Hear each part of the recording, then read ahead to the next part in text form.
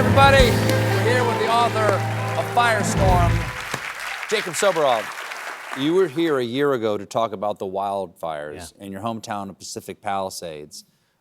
This is a picture. It's on the back of Firestorm.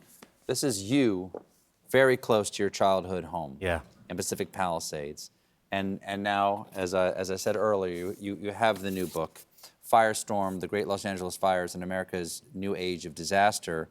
What perspective has this last year given you on what happened and what the future might be for that area? When I was covering the Palisades burning down, and we should also mention Altadena, dozens of miles away on the other side of town, I thought I was looking into my past, watching my childhood neighborhood carbonized before my eyes, watching my home that I grew up in until I was 5 incinerate. But it turns out, I think, what I have learned is that what I was looking at was the fire of the future, not a look into my past. It's the world that we'll all inhabit. And I think when you read the book, it reads in some ways like almost like a sci-fi thriller, but it is the lived, real experience, not just of Angelenos, but of so many people around the country and around the world who are going to experience natural disasters like this. And again, as I look at the image on the cover of this book, which is so extraordinary, and this was all over Los Angeles, all over the area. It was this extreme everywhere where the fire hit.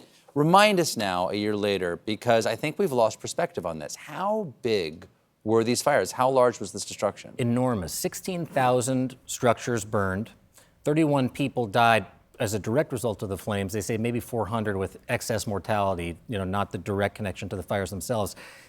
3 times the size of Manhattan burned in the largest, most populous county in the United States of America. And again, 2 distinct neighborhoods entirely wiped off the map, Pacific Palisades and then Altadena, more historically diverse, working class. And the recovery is equally difficult. So 16,000 structures burned down. A year later, how many of those have been rebuilt? 12. No, 12? It's not good. And I think, one of the things you read in the book is that whether it's immigration or covering these fires, when mass casualty events, the fissures underneath society become so obvious. And one of them is affordability. LA is the most unaffordable city and the most unaffordable state in the country, and people who want to build back, 40% of the homes that are selling, the lots, are being sold to corporations now, not to Californians. So what is the upshot of that? People cannot afford to live. The insurance policies don't pay out enough, the premiums are going up, and people don't have enough money just from their jobs, and so they're going to have to find a life elsewhere, outside of Los Angeles. And this is a book about people as much as it is about politics or climate change, all of those things. And you read about people like engineers, 300 engineers from Jet Propulsion Laboratory at Caltech lost their homes in Altadena.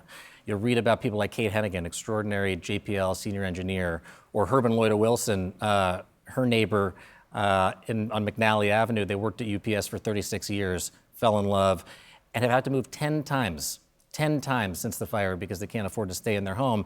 But I found so much, just like with being on the streets of the immigration protests, so much inspiration from the people that are coming back from these fires because they really, they're not taking no for an answer, and LA will rebuild.